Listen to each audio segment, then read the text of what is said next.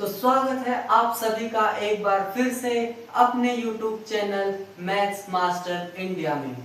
आज की इस वीडियो में हम रिवाइज करेंगे केमिस्ट्री का चैप्टर 1, जो कि कहीं ना कहीं जिसमें से कुछ ऐसे टॉपिक्स हैं यहाँ पर जो आपके एग्जाम में दिखेंगे। तो स्टार्ट करते हैं बिना किसी देरी के।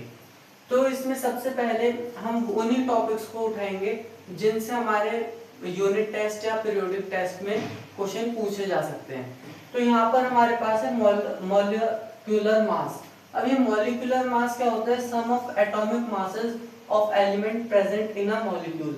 मतलब जैसे कि मेरे पास एक ग्लूकोज का मॉलिक्यूल है C6H12O6, तो इसमें हर एक एटम का क्या मास है उसके सम को ही मॉलिक्यूलर मास कहते हैं। जैसे यहाँ पर कार्बन 16 है, हाइड्रोजन 12 है, ऑक्सीजन 16 है।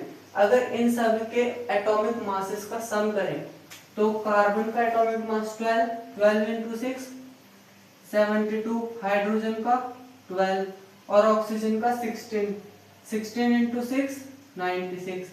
टोटल मेरे पास क्या आ जाएगा? 01 कैरी, तो मेरे पास 180। तो टोटल मॉलिक्यूलर मास क्या आ गया? 180 U।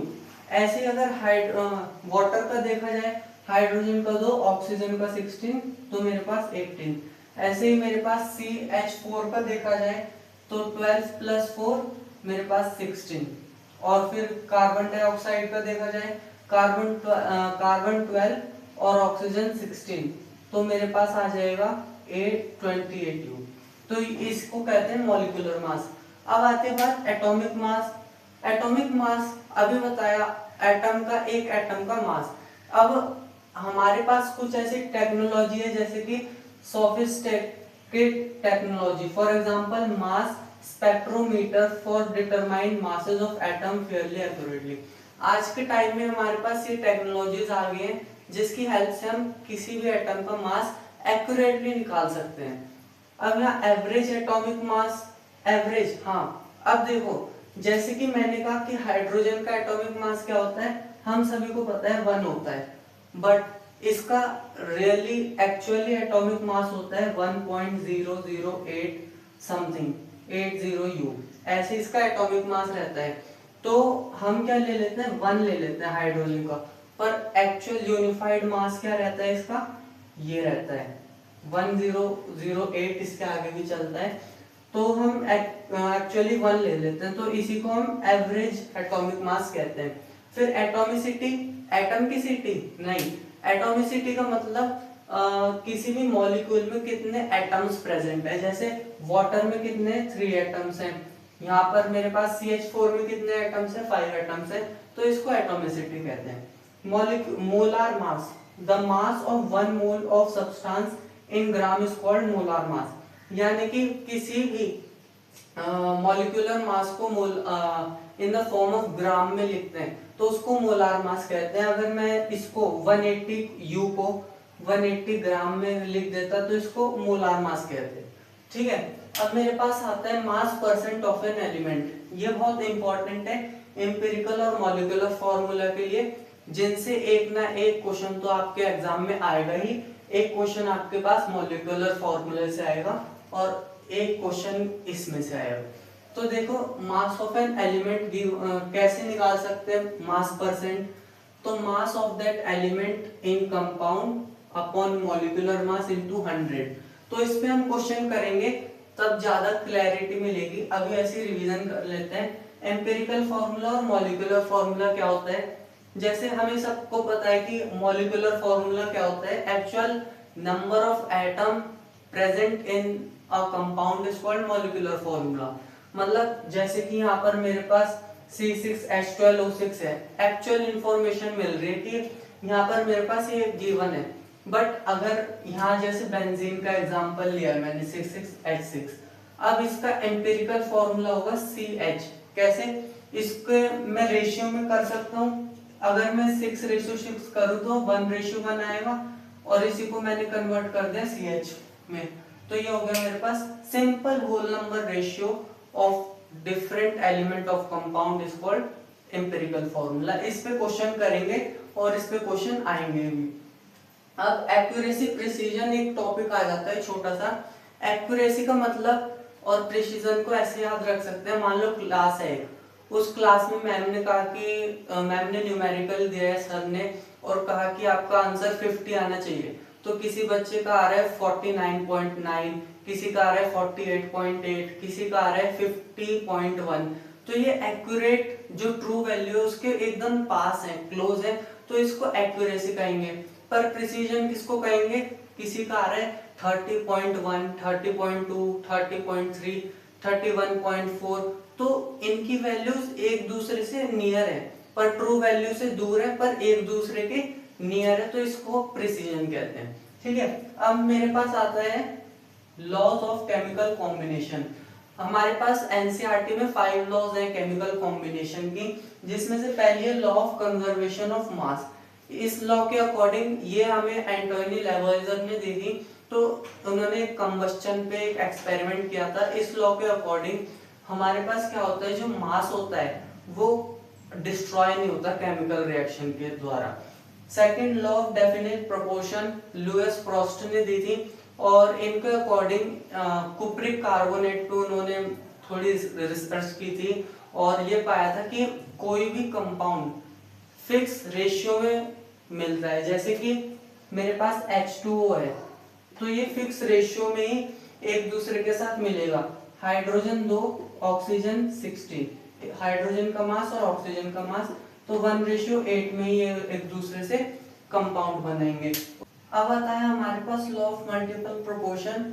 इसमें क्या होता है कि एक जो हमारे पास एलिमेंट रहता है वो कांस्टेंट रहता है, दूसरा चेंज होता रहता है। जैसे कि मेरे पास एक एग्जांपल है H2 + O gives H2O, ठीक है, और दूसरा एग्जांपल है मेरे पास H2 + O2 gives H2O2, hydrogen peroxide.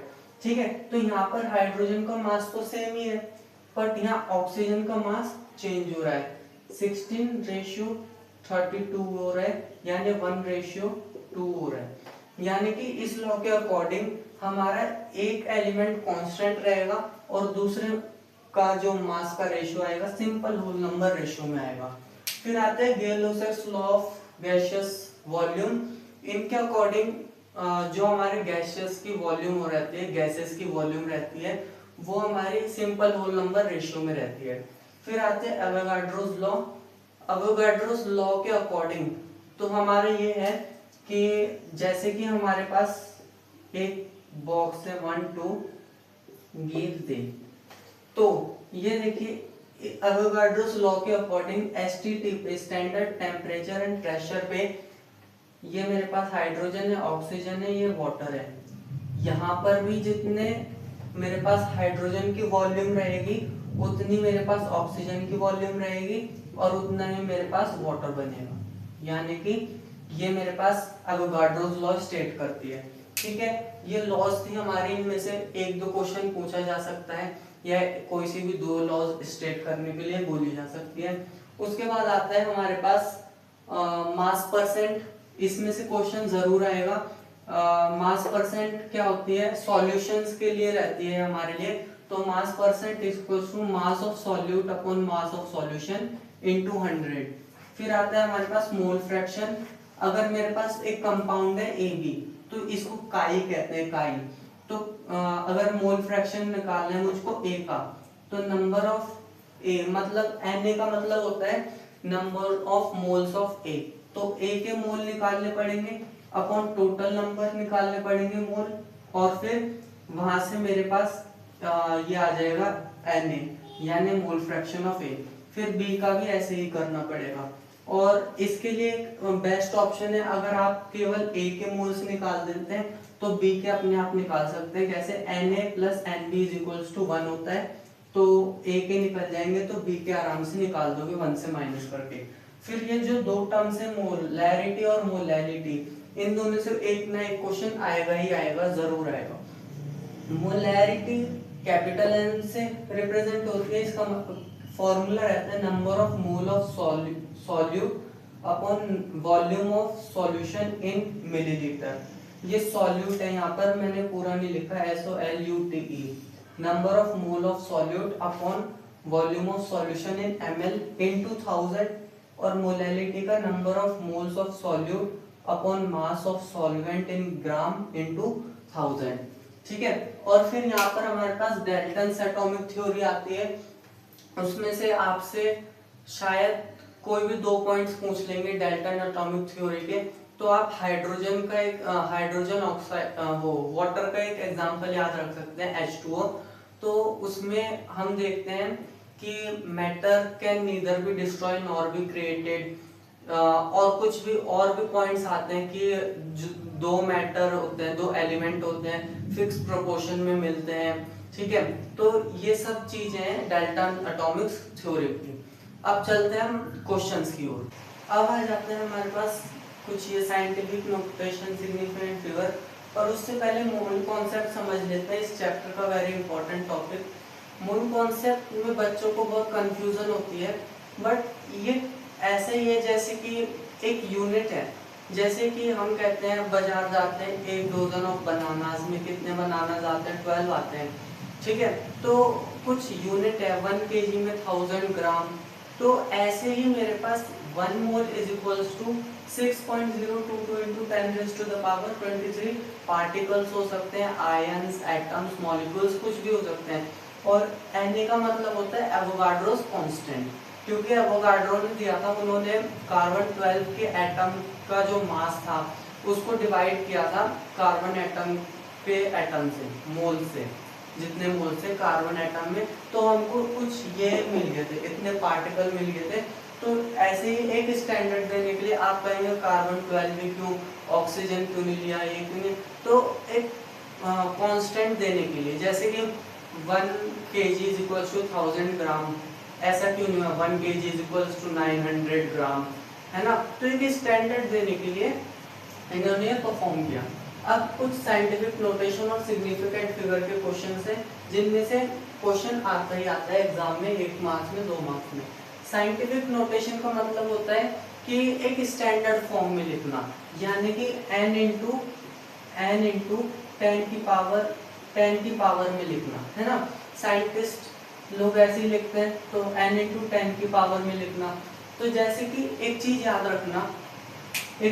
रखना, अगर पॉइंट, डेसिमल पॉइंट लेफ्ट से राइट की साइड जा रहा है, सॉरी राइट से लेफ्ट की साइड जा रहा है, तो पावर जो 10 की पावर आएगी पॉजिटिव आएगी। पर अगर डेसिमल पॉइंट लेफ्ट से राइट में जा रहा है, तो जो 10 की पावर आएगी वो नेगेटिव आएगी। क्या आएगी? नेगेटिव आएगी। ये बातें याद रखना। तो अब देखो, मुझको क्या रखना है, पॉइंट हटाना है और आगे बढ़ाना है, कहाँ तक? 2 तक लाना है। कितने पॉइंट्स आगे आएगा? 2 पॉइंट्स आगे। तो इसको मैं ऐसे लिख सकता हूँ 2.32, और ये तो पहले से पॉइंट के पीछे था, इनटू 10 की पावर पहले बताओ पॉजिटिव आएगी, पॉजिटिव आएगी। ठीक है, कितनी आई? 2 डेसिमल पॉइंट्स आ गया है तो 2। ऐसे ही यहाँ पर कितने लगाऊंगा? 1 2 3, 1 को बाहर निकाल दूंगा, पॉइंट लगा के 6 लगा दूंगा, 1 2 3, 10 की पावर 3 आई तो -3। ऐसे ही यहाँ पर मेरे पास क्या आ जाएगा? 3.678 into 10 raise to the power 1 2 3, 3 points -3। ऐसे ही मेरे पास यहाँ 3.212 इंटू 10 की पावर 1। अच्छा, एक कॉन्सेप्ट है कि जैसे मेरे पास ये लिखा है 3.2460, इसको कैसे लिखूं सिग्निफिकेंट नोटेशन में? कुछ बच्चे इसको ऐसे एज इट इज लिख देंगे, पर हमें सिग्निफिकेंट नोटेशंस में लिखना है, तो मैं इसको ऐसे लिख सकता हूँ 3.2460 into 10 raise to the power 0। 0 का मतलब 1 होता है, और ये मेरे साइंटिफिक नोटेशन आ गया। अब सिग्निफिकेंट फिगर देखो, मुझे नंबर ऑफ सिग्निफिकेंट बताने, इसमें 3 है। ठीक है, एक्चुअल नंबर और एक्यूरेट नंबर वैल्यू में जो पता है वो सिग्निफिकेंट है। इसमें कितने? 6 नहीं 1 है इसमें। क्यों ये क्यों नहीं सिग्निफिकेंट? क्योंकि ये 6 से आगे, नॉन जीरो डिजिट्स के आगे, तो इनको सिग्निफिकेंट काउंट नहीं करते। इसमें कितने? इसमें भी 1 है। अब इसमें तो नॉन जीरो डिजिट के पीछे ही है, बट इसमें डेसिमल पॉइंट नहीं है इसलिए। ठीक है, अब इसमें कितने? 4 है, 0 2 नॉन जीरो के बीच में आ रहे हैं। और इसमें कितने? इसमें भी 4 है। ठीक है, अब जैसे कि मुझको यहाँ पर क्वेश्चन आएगा ऐसे कि 3 सिग्निफिकेंट तक निकालो, 3 सिग्निफिकेंट तक लिखो वैल्यूज, तो यहाँ पर 5.43 आ जाएगा, ठीक है।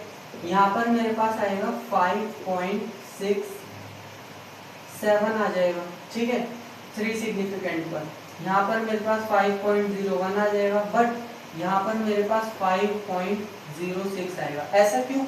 क्योंकि देखो अगर मेरे पास यहाँ पर वैल्यू 5 से बड़ी होती, 5 से छोटी होती, तो मेरे पास ये चेंज ना होता, ठीक है। बट अगर 5 से बड़ी होती वैल्यू, तो ये मैं इसमें 1 ऐड कर देता, और अगर 5 ही है तो अगर ऑड नंबर है इसके आगे तो उसमें एक ऐड कर दो, और इवन नंबर है तो उसको एज इट इज छोड़ दो, जैसे कि यहाँ पर 5.04 एज इट इज, ठीक है। 3 सिग्निफिकेंट तक निकालना था। अब चलते हैं हमारे क्वेश्चंस की ओर। Calculate the mass percent of different element present in sodium sulphate Na2SO4। तो मास परसेंट का हमें फॉर्मूला पता है, mass percent is equals to mass of element in compound upon molecular mass into 100, यही पता है। तो पहले मॉलिक्यूलर मास निकाल लेते हैं। मॉलिक्यूलर मास कितना है हमारे पास, Na2 सोडियम का 23 इंटू 2 46 हो जाएगा, प्लस सल्फर का 32 प्लस 16 इंटू 4 64, कितना आ गया मेरे पास मॉलिक्यूलर मास, 10 12 2 1 कैरी 6 और 3 9 9 और 4 12 12 और 1 13 32 ग्राम, ठीक है। अब मैं ऐसे ही सोडियम, अब मैं सबका निकाल लूंगा percent of sodium. Percent of sodium कितनी है मेरे पास, टोटल कितना है 46 ग्राम प्रेजेंट है, अपॉन मेरे पास मास कितना है 32 इंटू 100। इसको सॉल्व करके मेरी सोडियम की परसेंटेज आ जाएगी। फिर ऐसे ही मेरे पास है सल्फर, सल्फर की परसेंटेज, यहाँ सल्फर 32 प्रेजेंट है, 32/132 इंटू 100। इसको सॉल्व करके मेरे पास सल्फर आ जाएगा। और ऐसे ऑक्सीजन की परसेंट आ जाएगी मेरे पास 64/132 इंटू 100, ये मेरी ऑक्सीजन की। इसको सॉल्व करके आपका आंसर आ जाएगा, ठीक है। वीडियो बड़ी ना हो इसलिए मैं इसको यहीं छोड़ दे रहा हूँ। चलते हैं नेक्स्ट क्वेश्चन की ओर। अब ये हमारे पास एम्पिरिकल और मॉलिक्यूलर फॉर्मूला पे क्वेश्चन है। A compound contain 4.07% hydrogen, 24.27% carbon and 71.65% chlorine. Its molecular mass is A and what is its empirical formula? तो एक चीज याद रखना, एम्पिरिकल और मॉलिक्यूलर फॉर्मूला के लिए सबसे इजी वे है इनका एम्पिरिकल और मॉलिक्यूलर फॉर्मूला निकालने की। टेबल बना लो, क्या बना लो, एक टेबल बना लो जहां पर सबसे पहले एलिमेंट्स लिखेंगे हम, एलिमेंट। तो यहाँ पर क्या क्या एलिमेंट है मेरे पास, हाइड्रोजन है, कार्बन है और क्या है मेरे पास, क्लोरीन है, ठीक है। इनकी परसेंटेज लिखेंगे, गिवन परसेंटेज हाइड्रोजन की 4.07 है, कार्बन की मेरे पास कितनी है 24.27 है, और मेरे पास क्लोरीन की 71.65 है। अच्छा, उसके बाद हम यहाँ पर लिखेंगे इनका एटॉमिक मास, हाइड्रोजन का 1, कार्बन का 12, क्लोरीन का 35.5। उसके बाद एटॉमिक इनका लिख देंगे, एटॉमिक मास से इनकी परसेंटेज डिवाइड कर देंगे। तो यहाँ पर डिवाइड करूंगा 4.07 ही आएगी। उसके बाद 12 से 24 को डिवाइड करूंगा 2.2 समथिंग 2.2 आएगी। और अगर मैं इससे इसको डिवाइड कर दूं 35 2 जा, तो इसकी भी 2 पॉइंट समथिंग आएगी, 2 ही ले लेते हैं, 2 लेके चलते हैं। तो यहाँ से मेरे पास अब फिर उसके बाद यहाँ पर रेशियो करना है, फ्रैक्शन करना है। तो इनमें से सबसे जो छोटा दिखे उससे सबको डिवाइड कर दो, सबसे छोटे ये दोनों ही है। तो यहाँ पर मेरे पास 2 1 2 टाइम्स चले जाएगा ये, तो 2 फिर 1 और 1 अप्रॉक्स 2 जाएगा, ठीक है। तो मेरे पास सिंपल होल नंबर रेशियो आ गया, यानी कि यहाँ से मुझे एम्पिरिकल फॉर्मूला मिल जाएगा, क्या मिलेगा, CClH2, ठीक है। ये मेरे पास एम्पिरिकल फॉर्मूला आ गया, मेरे पास एम्पिरिकल फॉर्मूला आ गया ClH2। मेरे पास ये आ गया एम्पिरिकल फॉर्मूला। अब मुझको चाहिए यहाँ पर मॉलिक्यूलर फॉर्मूला। तो molecular formula is equals to N into empirical formula. ये मेरे पास एक क्या है, इक्वेशन है या फिर फॉर्मूला है मॉलिक्यूलर फॉर्मूला निकालने के लिए। अब यहाँ से कैसे निकालूंगा मॉलिक्यूलर फॉर्मूला? तो n चाहिए, n है नहीं मेरे पास, तो n is equals to empirical को यहाँ ले जाऊंगा, molecular formula mass upon empirical formula mass, ये होता है। ठीक है, तो मुझको मॉलिक्यूलर फॉर्मूला गिवन है क्वेश्चन में, का है मॉलिक्यूलर मास गिवन है 98.96 और एम्पिरिकल फॉर्मूला निकाल लूंगा यहाँ से। C कितना है मेरे पास, कार्बन 1 है यानी 12, हाइड्रोजन 2 है और Cl 1 है, तो मेरे पास आ गया 5 5 6 7 8 9 और यहाँ पर 49.5 एग्जैक्टली अप्रॉक्स देखें तो अप्रॉक्स वैल्यू मेरे 2 आ रही है, तो n मेरे पास आ गया 2। तो यहाँ से मेरे पास m molecular formula is equals to 2 into CClH2, तो मेरे पास आ गया C2Cl2H4, तो ये मेरे पास मॉलिक्यूलर फॉर्मूला आ गया। चलते हैं हम नेक्स्ट क्वेश्चन की। तो अब हमारे पास क्वेश्चन है 2.46 gram of sodium hydroxide are dissolved in water and the solution is made of 100 cubic centimetre in volumetric flask, calculate molarity. तो मोलैरिटी फाइंड करनी है। मोलैरिटी का फॉर्मूला था capital M is equals to, हमारे पास था मास या फिर मोल ऑफ सॉल्यूट अपॉन, यहाँ पर वॉल्यूम थी हमारे पास, तो volume of solution in ml into 1000। तो देखो यहाँ पर मोल्स ऑफ सॉल्यूट कैसे निकालते हैं, तो पहले मोल ऑफ सॉल्यूट निकाल लेते हैं। सॉल्यूट कैसे निकालेंगे हम मोल of solute, given mass upon molar mass. ठीक है, तो गिवन मास तो मुझको 2.46 ग्राम है और मोलार मास मेरे पास कितना होगा, सोडियम का होता है 23 प्लस 16 प्लस 2, मेरे पास 40 आ जाएगा। तो अगर हम इसको सॉल्व करेंगे तो मेरे पास 0.0615 आएगा। ठीक है, मोल्स इतने मोल्स आ जाएंगे। तो मोल तो आ गए। अब number of volume of solution in ml, तो 100 क्यूबिक सेंटीमीटर दे रखा है, तो ये चीज याद रखना 1 ml is equals to 1 centimetre cube, तो 100 ml is equals to 100 centimetre cube. तो बस इस वैल्यू को इस फॉर्मूले में पुट कर दूंगा सारी वैल्यूज को। क्या आया था मेरा 0.0615 बाय 100 इंटू 100,000, यहाँ पर 1000 रहेगा, 2 0 से 2 0 कैंसिल, तो मेरे पास 0.615 आ गई इसकी मोलैरिटी। अब चलते हैं नेक्स्ट क्वेश्चन की ओर।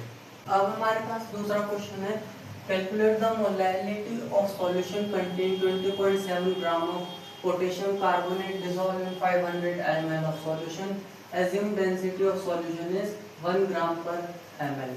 तो इसमें हमें मोलैरिटी निकालनी है। तो मोलैरिटी का क्या फॉर्मूला होता था, मोल ऑफ सॉल्यूट अपॉन यहाँ पर मास of solvent in gram into 1000। ठीक है, तो मोल ऑफ सॉल्यूट निकाल लेंगे पहले। कैसे निकालते हैं, mole of solute is equals to given mass upon total mass. Given mass मुझको गिवन है 20.7, टोटल मास कितना होगा, पोटेशियम कार्बन और ऑक्सीजन के इन दो सबका मॉलिक्यूलर मास निकाल के मेरे पास 138 आएगा। इसको डिवाइड करेंगे तो 0.15 मेरे पास मोल्स आ जाएंगे, 0.15 मोल्स तो आगे। पर यहाँ पर एक और दिक्कत है कि मुझे मास ऑफ सॉल्वेंट नहीं पता कि कितना मास है, तो वो निकालने के लिए पहले मुझको मास ऑफ सॉल्यूशन निकालना पड़ेगा। तो एक फॉर्मूला पता है, density is equals to mass upon volume. तो mass is equals to density into volume. तो यहाँ पर डेंसिटी मुझको कितनी गिवन है 1, वॉल्यूम कितनी गिवन है 500, तो मास ऑफ सॉल्यूशन मेरे पास कितना आ गया 500, ठीक है 500 आ गया मेरे पास।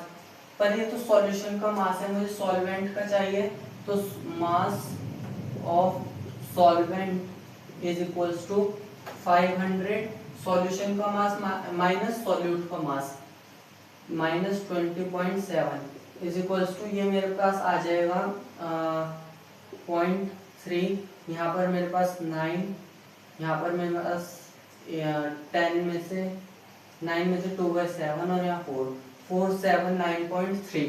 अब मैं इसको सॉल्व करूंगा, इस फॉर्मूले में सारी वैल्यूज को पुट कर दूंगा। m इज इक्वल्स टू कितना है 0.15 बाई 479.3 इंटू मेरे पास कितना रहेगा 1000। इसको जो भी सॉल्व करके आएगा तो मेरे पास आएगा 0.313 मोलैलिटी, ठीक है। कैलकुलेशन ज़्यादा बड़ी ना हो इसलिए मैंने थोड़ा सा इसको फास्टली कर दिया। अब चलते हैं लास्ट क्वेश्चन की ओर। अब देखते हैं लास्ट क्वेश्चन आज की वीडियो का।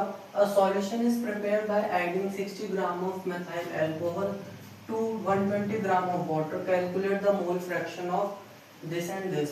तो हमें मोल फ्रैक्शन कैलकुलेट करना है, तो इसका फॉर्मूला क्या था हमारे पास, काई इज इक्वल्स टू मेरे पास एक का निकालना है तो ये है, मान लो काई ए का निकालना है Na प्लस NB, ठीक है। तो यहाँ पर मोल्स निकालने पड़ेंगे पहले मुझको। Na मान लिया मैंने, मेरे पास Na है ये मेथाइल अल्कोहल और XB मेरे पास हाइड्रोजन है, ठीक है। तो मोल्स ऑफ A निकालने पड़ेंगे और मोल्स ऑफ B तो निकालने ही पड़ेंगे। तो Na निकालने पड़ेंगे, कैसे निकालूंगा, given mass upon molar mass. Given तो मेरे पास 60 होता है और मोलार मास क्या होता है मेथाइल अल्कोहल का 32, ऐड करके देख लीजिए 32 आएगा। इसको सॉल्व करके जो मेरे पास आएगा 1.875 आएगा। ऐसे ही NB निकाल लूंगा, गिवन मास कितना है 120, मोलार मास रहता है वाटर का 18, तो इसको सॉल्व करके 6.667 आ जाए। तो अब मेरे पास क्या चाहिए मुझको, मोल फ्रैक्शन ऑफ A चाहिए, तो क्या आएगा Na upon Na plus B।